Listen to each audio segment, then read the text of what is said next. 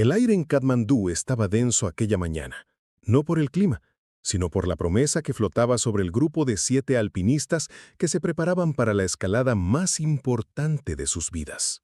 El Everest, con sus 8.848 metros, no era solo una montaña. Era un cementerio helado, un monumento de huesos enterrados en el hielo eterno. Cada uno de ellos cargaba un motivo. Cada uno traía dentro de sí un demonio que necesitaba vencer. Thomas Reeve, el líder del grupo, era un británico de 44 años. Ya había escalado el K2 y el Denali, pero el Everest lo perseguía desde que perdió a su hermano allí, en una expedición fallida 5 años antes. Thomas llevaba el nombre del hermano cosido en el interior de su chaqueta. Richard, hasta la cima. Lena Morales, española, 37 años, tenía fama de intrépida. Ya había escapado de una avalancha en los Andes y era reverenciada en el circuito de alpinismo por su frialdad y precisión. Pero pocos sabían de qué huía. Un diagnóstico de esclerosis múltiple silenciosa que aún no la había alcanzado físicamente, pero que podría ser su fin en cualquier momento. Rajan Thapa, el sherpa local, era respetado por todos. Nacido en Lukla, creció viendo cómo la montaña devoraba hombres. Era un guía experimentado, pero supersticioso. Siempre llevaba en el bolsillo un collar con un diente de tigre, herencia de su abuelo, que decía, «Este es el único amuleto que la montaña respeta». Los otros miembros del grupo completaban el conjunto. Marcus Keller, suizo, joven y fanático de la adrenalina. Hiroshi Tanaka, japonés, de mirada distante y pasos silenciosos.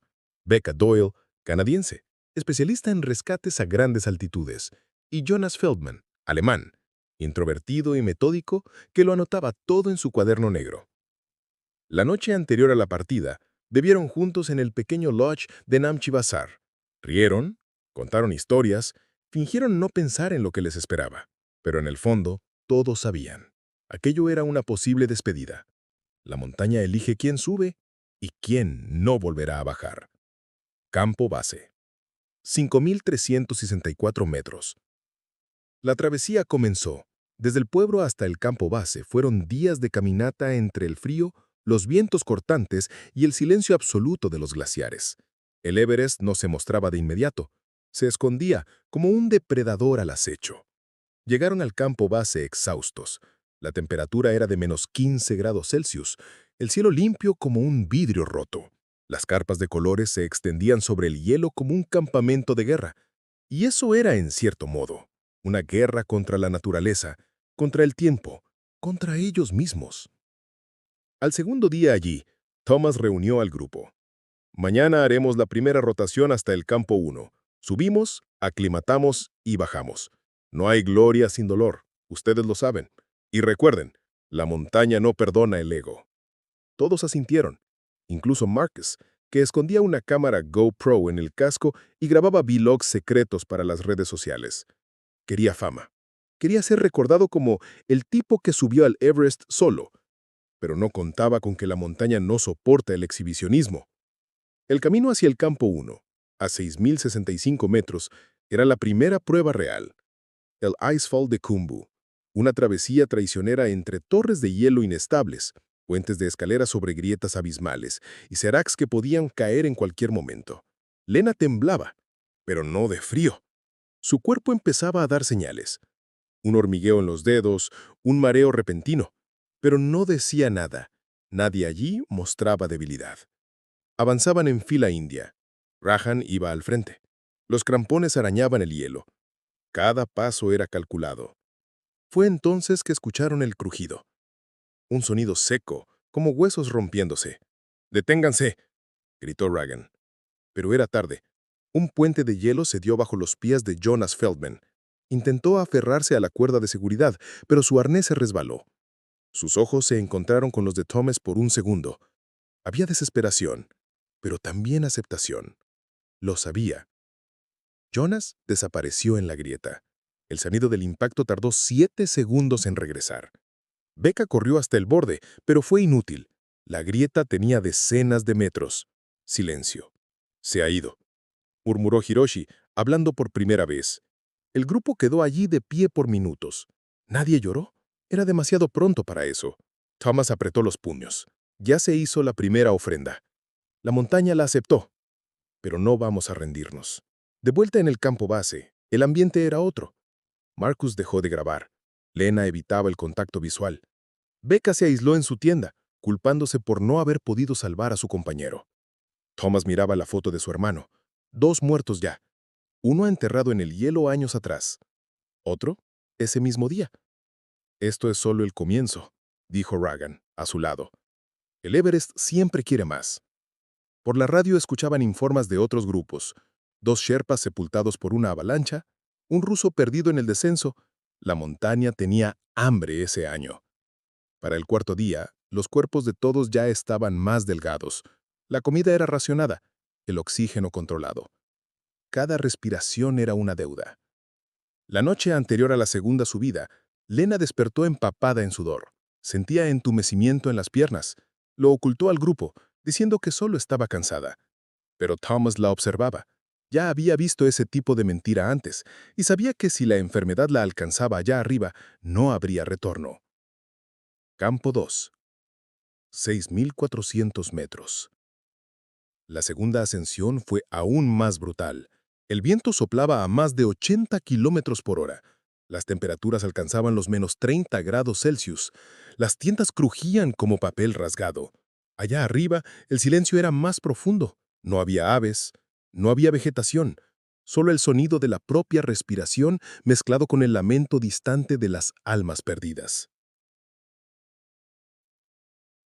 Puedo hacerlo solo. Subir directo hasta el campo 3 y descansar allí.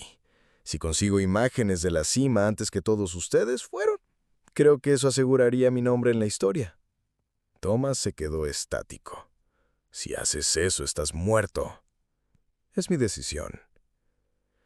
Y se fue, solo, con la cámara. Nadie logró detenerlo. Horas después, se formó una tormenta de nieve, de la nada. La radio perdió contacto con Marcus. Ninguna señal, ninguna voz. Becca intentó salir a buscarlo, pero Tomás fue firme. No, la montaña ya decidió. No vamos a perder a nadie más por culpa del ego de un niño. El grupo guardó silencio. A la mañana siguiente, encontraron la mochila de Marcus a 200 metros del último lugar donde lo vieron. Ropa desgarrada, la cámara destruida. Ninguna señal del cuerpo. Un hombre más perdido en el hielo.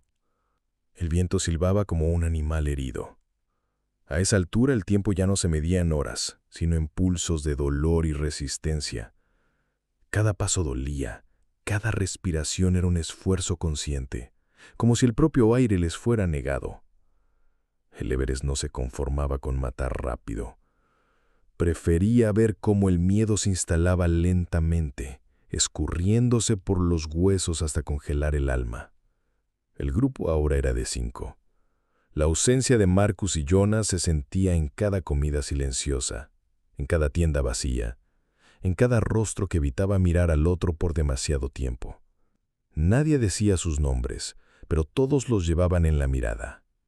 Thomas intentaba mantener el liderazgo, pero ya no era el mismo hombre. La pérdida de Marcus, tan joven, tan impulsivo, lo carcomía por dentro. Él se sentía responsable por todos. Lena estaba cada vez más distante. Caminaba más lento, dormía menos y comenzó a toser con frecuencia. Sus dedos, que antes se movían con precisión para fijar cuerdas y ajustar crampones, ahora temblaban como hojas bajo la neblina. Becca lo notó, pero no dijo nada. A esas altitudes, cualquier señal de debilidad era el presagio de la muerte. Decirlo en voz alta podría ser lo mismo que decretar el final. En el campo 3, a 7.200 metros, el oxígeno era un recuerdo del pasado. Las tiendas parecían tumbas temporales, y los rostros estaban hinchados, quemados por el viento y por el sol que reflejaba como una navaja sobre el hielo blanco. Hiroshi pasó la mayor parte del tiempo meditando, sentado, en silencio, con los ojos cerrados, como si estuviera en otro mundo. Rajan respetaba eso. Decía que él estaba negociando con los dioses. La noche en que debían partir rumbo al campo 4, la tormenta cayó sin aviso. El cielo, Antes claro, fue tomado por una oscuridad espesa, como si la propia montaña decidiera cerrar los ojos. El viento arrancó una de las tiendas vacías, que voló como un fantasma de colores por las laderas. Quedaron atrapados durante 2 días, sin radio, sin previsiones, sin saber si aún era posible alcanzar la cima. En el segundo día, Lena se desmayó dentro de la tienda. Becca la encontró pálida, con los labios morados y las puntas de los dedos empezando a oscurecerse. Gangrena. O congelación avanzada. Era difícil saberlo allí. Cuando volvió en sí, Lena intentó sonreír, pero solo pudo llorar en silencio. «Ya no puedo más», murmuró. Becca la sostuvo por los hombros. «Aún estás viva. Eso es todo lo que importa ahora». Pero Lena lo sabía. Y Thomas también. A la mañana siguiente, ella los llamó uno por uno, fuera de la tienda. Estaban ahí, envueltos en ropas gruesas, máscaras de oxígeno y silencios pesados. Ella los miró con una extraña serenidad. «Tienen que continuar. No se queden conmigo. No mueran por mí». Thomas negó la cabeza. «No vamos a dejarte». Lena sonrió, débilmente. «Thomas, esta montaña se llevó a tu hermano. No dejes que te lleve a ti también. Alguien tiene que sobrevivir para contar la historia». Becca entrecerró los ojos para contener las lágrimas. Rajan se quitó el collar con el diente de tigre y lo colocó en la mano de Lena. Ella lo apretó con fuerza. «Que los dioses del hielo me lleven con calma», susurró. La dejaron allí, dentro de la tienda reforzada, con comida, con agua, pero sabían que era una despedida. La escalada hasta el campo 4 fue como atravesar un campo minado de fantasmas. Cada metro ganado hacía que la gravedad pareciera más cruel. El oxígeno suplementario empezaba a acabarse. Rajan decía que muchos desistían allí, al borde de la zona de la muerte. Algunos enloquecían, otros simplemente se recostaban en la nieve y cerraban los ojos. Becca vio un cuerpo, congelado, sentado como si simplemente estuviera respirando. Un hombre con los ojos abiertos, los dientes expuestos en una sonrisa rota, los brazos cruzados sobre las rodillas. Ella desvió el rostro. Thomas se detuvo y tocó su hombro. «Es el Green Boots. Está aquí desde 1996. Ella asintió, tragando en seco. «¿Cuántos más hay en este sendero?» «Muchos. ¿Cuántos más vamos a dejar atrás?» Nadie respondió. Llegaron al campo 4 por la noche. Era un lugar casi inhumano. Las tiendas estaban montadas entre rocas afiladas y pendientes traicioneras. No había vida allí. Ningún sonido excepto el viento que cortaba como cuchillas. Allí, a 7.900 metros, todo era una decisión final. O se subía a la cumbre, o se moría en el intento. Rajan no estaba bien. Durante la subida, había tosido sangre. Lo había disimulado. Pero en la oscuridad de la tienda confesó a Thomas que quizá no podría continuar. Pidió disculpas. Dijo que tenía hijos, que la promesa hecha a su esposa de no arriesgar demasiado ya estaba rota. Thomas no insistió. «Tú nos trajiste hasta aquí. Sin ti, no estaríamos vivos. Vuelve. Sálvate». Rajan lloró en silencio. Por primera vez en años de escalada, sintió un miedo real. En la madrugada del día siguiente solo quedaban 3. Thomas, Becca y Hiroshi. Cada uno con sus botellas de oxígeno limitados. Cada uno con la mirada vacía, el cuerpo al límite, pero el espíritu aún en pie. La cumbre estaba a menos de 1.000 metros, pero esa distancia en ese punto parecía el equivalente a escalar el propio infierno. La subida comenzó a las 3 de la mañana. Era oscura, fría, y tan silenciosa que los pensamientos gritaban dentro de la cabeza. Thomas oía la voz de su hermano. «No te detengas, sabes qué hacer». Becca pensaba en su hermana, muerta años atrás en un accidente de coche. «Si llego allí, será por las 2». Hiroshi simplemente caminaba paso a paso, como cumpliera un ritual. Alrededor de las 6 de la mañana, el sol comenzó a salir. Un sol rojo que tenía la nieve con un tono casi sangriento. El Everest parecía despertar con ellos y no parecía complacido. La escalada por la arista sureste fue la parte más cruel. La cuerda fija los guiaba, pero el cansancio hacía que los dedos fallaran. Thomas cayó de rodillas 2 veces. Becca perdió la máscara de oxígeno por unos segundos y casi se desmayó. Hiroshi sangraba por la nariz. Pero continuaron. Cuando alcanzaron el Hillary Step, la última barrera antes de la cumbre, Hiroshi se detuvo. Se quedó allí, mirando hacia arriba. Thomas se dio la vuelta. «Vamos, falta poco». Pero Hiroshi no respondió. Simplemente se sentó, apoyado en la roca. Se quitó el casco. Sonrió. «Yo ya llegué», dijo. Becca esperó. Lo llamó. Sacudió sus hombros. Pero Hiroshi solo respiraba lentamente. Muy lentamente. Hasta que dejó de respirar. Becca gritó. Un grito sin fuerza, que fue llevado por el viento. Thomas la tiró de los brazos. «Vamos, ahora, antes de que él nos lleve también». Los dos, exhaustos, rotos, vacíos, escalaron los últimos metros. Y entonces, la cumbre. 8.848 metros. El techo del mundo. Pero no hubo celebración. No hubo sonrisas. No hubo banderas alzadas con orgullo. Thomas cayó de rodillas, llorando. El viento rugía a su alrededor como si la montaña se estuviera riendo. Becca solo miraba al horizonte. El mundo entero debajo de ellos. Y aún así, todo parecía tan pequeño. Allá arriba, lo sintieron todo. Y nada. Después de unos pocos minutos, dieron la espalda. El verdadero desafío, lo sabían, era bajar. El Everest ya se había llevado a 4, y todavía podía llevarse a más. La euforia de la cumbre duró menos que un suspiro. Allá arriba, donde todo debería ser conquista y gloria, lo que reinaba era un vacío pesado, aplastante. Ninguno de los dos habló durante los minutos que pasaron en la cima del mundo. Solo el sonido del viento y el crujido del hielo bajo los pies ocupaban el espacio donde, en otra vida, cabrían palabras. Thomas cerró los ojos con fuerza. Cada latido del corazón era una bomba de dolor irradiando desde la cabeza. Becca temblaba sin control, incluso bajo todas las capas de ropa. El oxígeno ya se estaba terminando. Tenían que bajar, rápido. Pero no había nada de rápido en sus cuerpos. Bajaban como cadáveres que aún no se habían dado cuenta de su propia muerte. La primera hora de descenso fue mecánica, silenciosa. Un pie, luego el otro. Cuerdas fijas, las manos ardiendo de frío.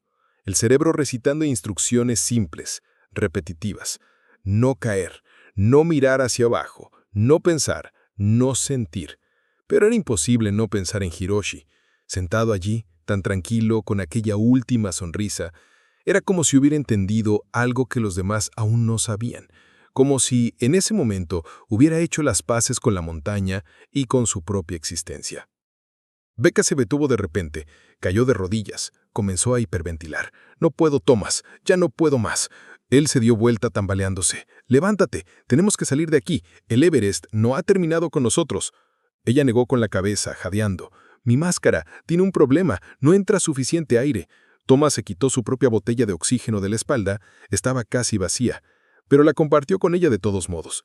Con manos temblorosas, conectó la manguera en el acople de su máscara sin decir una palabra. Sabía el riesgo, pero también sabía que si la dejaba allí, ella moriría en minutos. Becca respiró. Una vez. 2. Poco a poco el pánico cedió.